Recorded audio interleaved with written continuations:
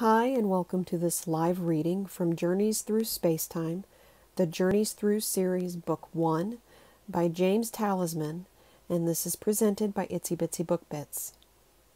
Prologue: The Teachers. All the attendees sat in anticipation for the wonderful event about to unfold. For most of the entities sitting in the grand auditorium, multiple lifetimes of experience had finally brought them to this special time and place.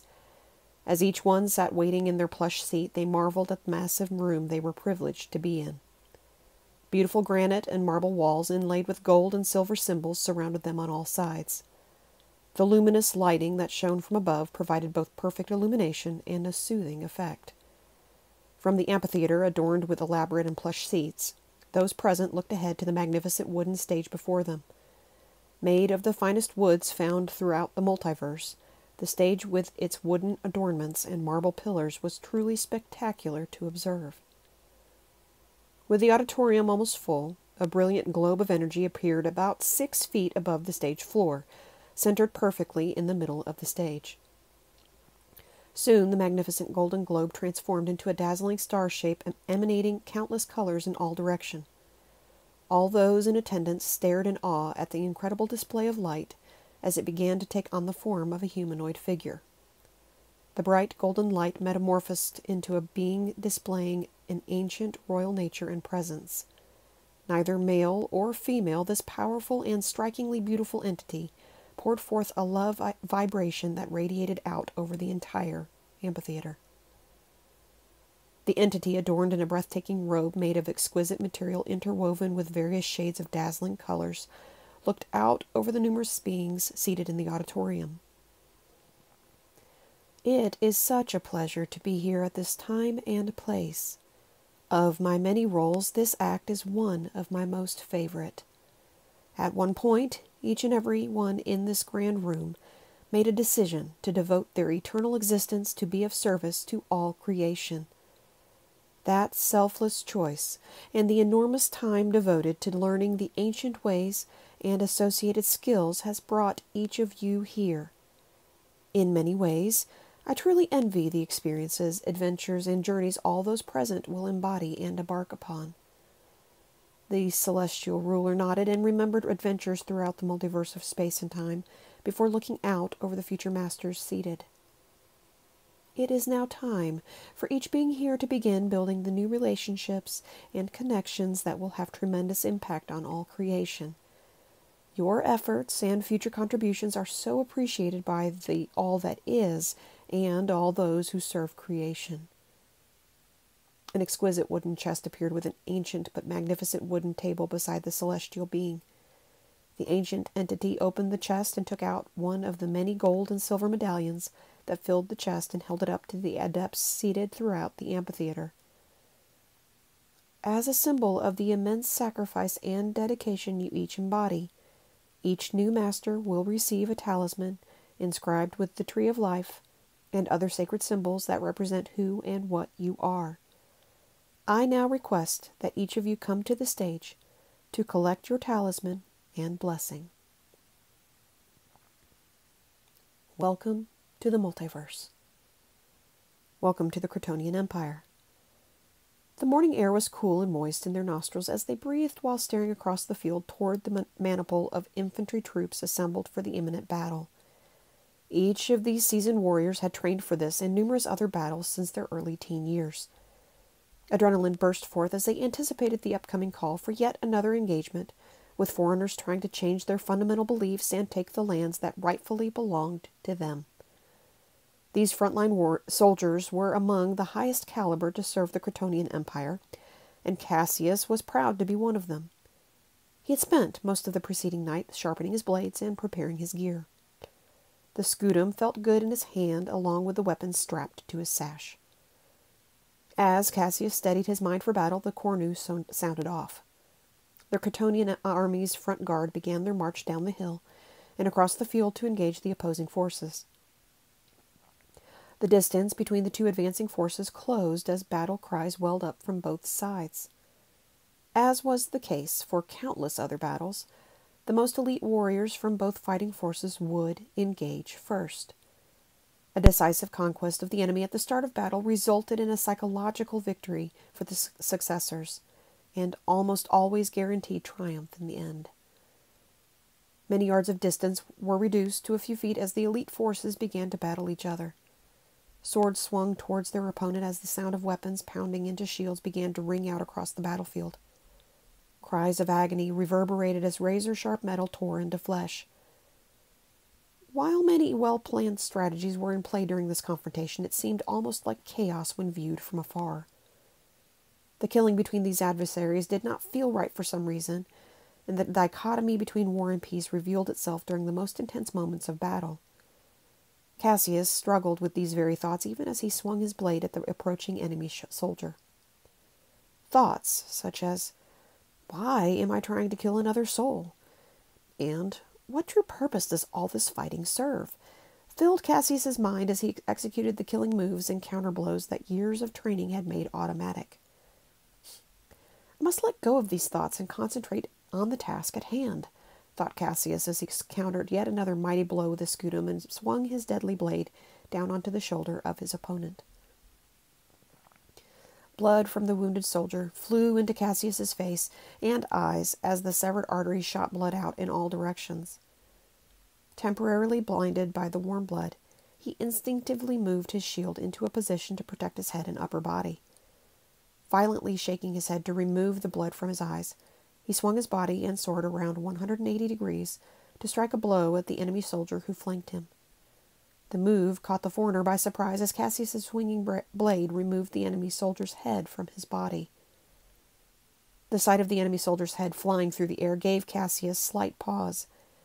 He quickly regained composure and once again began the next advance on the oncoming forces. As Cassius ran towards the enemy, a paralyzing ring echoed in his head while an all-encompassing dizziness took over and made him drop to the ground. For a moment, the frenetic sound of battle left Cassius's head as blackness and silence took over.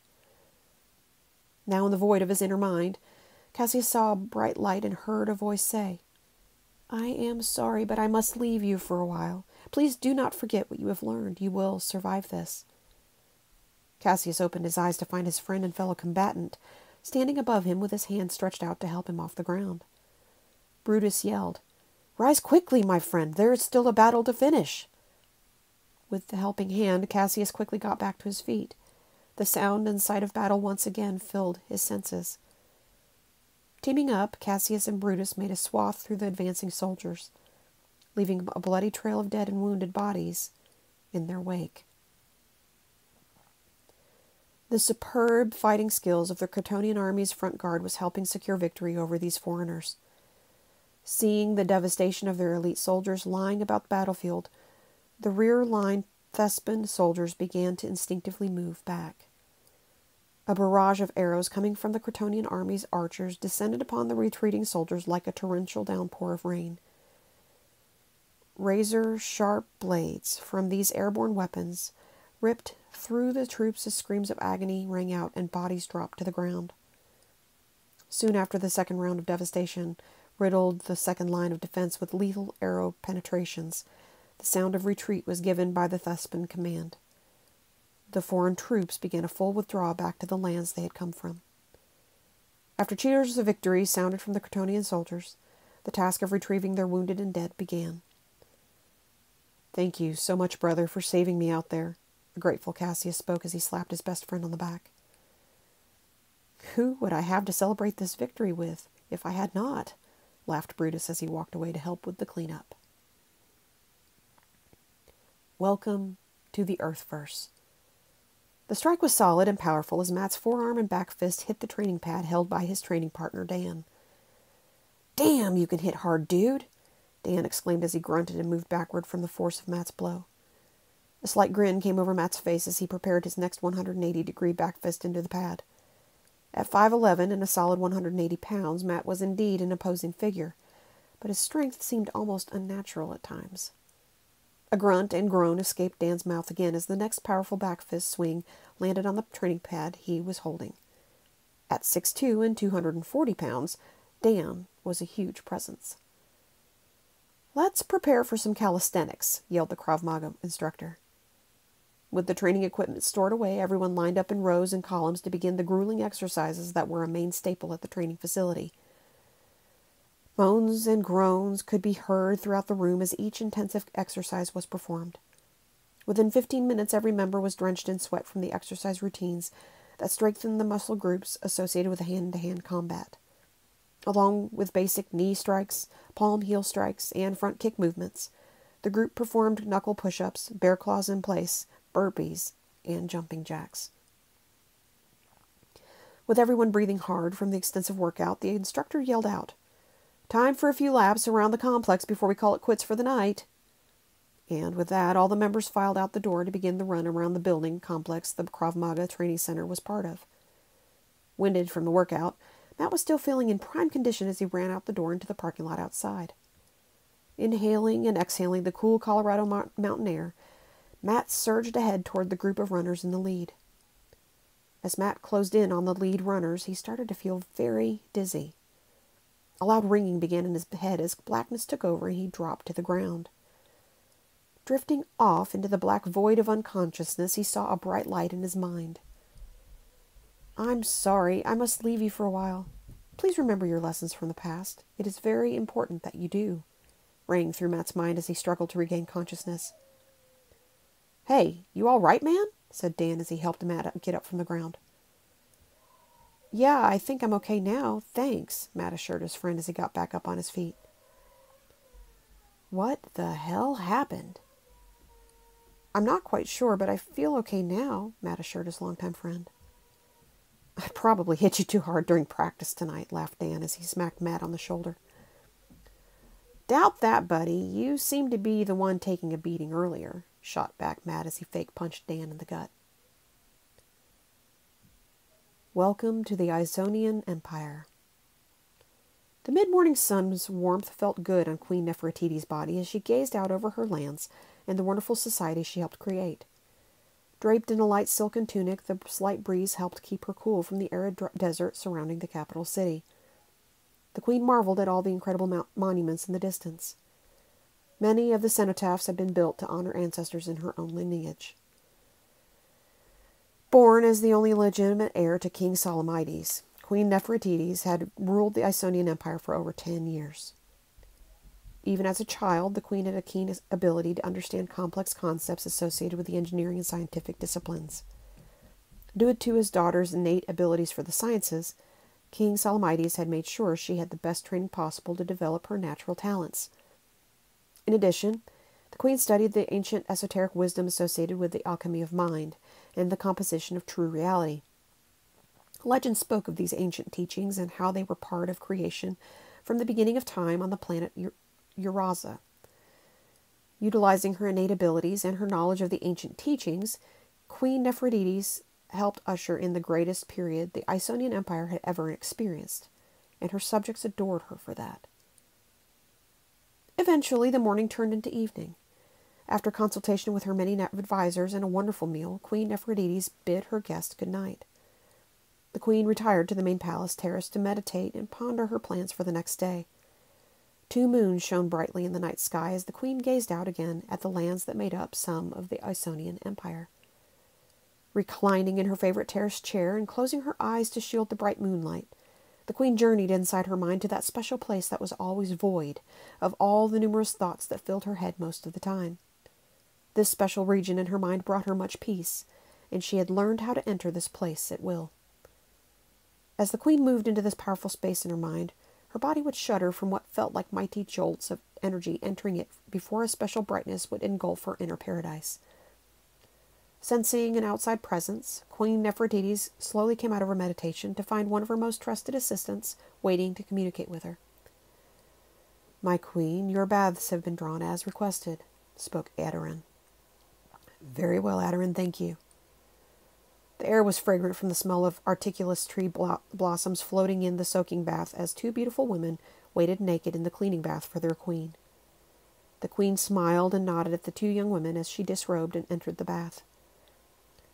Using fragrant lycicium soap, the beautiful young ladies began to slightly swab the queen's body with the soapy lather.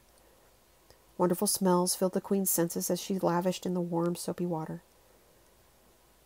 Feeling a tingling in her most private areas, Queen Nefertiti's exclaimed to the two young women, "I believe we should retire to the soaking bath and ignite our climactic powers to the universe."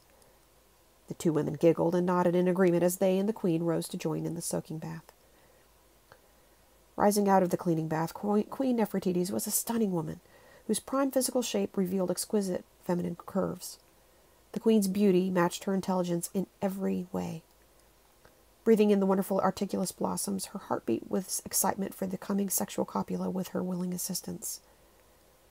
As the three beautiful women began kissing each other's bodies, the Queen suddenly felt a dizziness and ringing in her head.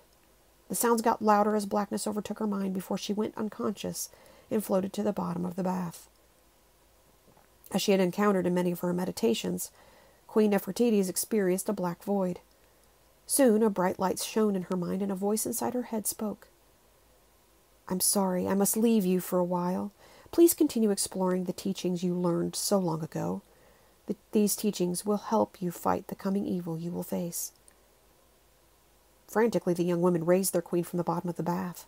One of the young assistants cried out, "My queen, are you all right?" Jolted from the inner plane of her mind, the queen looked dazedly at her helpers before responding, "Yes, I am fine now. Thank you." Queen Nefertiti rose from the bath to be dried off and escorted to her sleeping chambers. Lying in bed that night, the queen pondered the inner voice in her head as she contemplated what possible evil could be coming.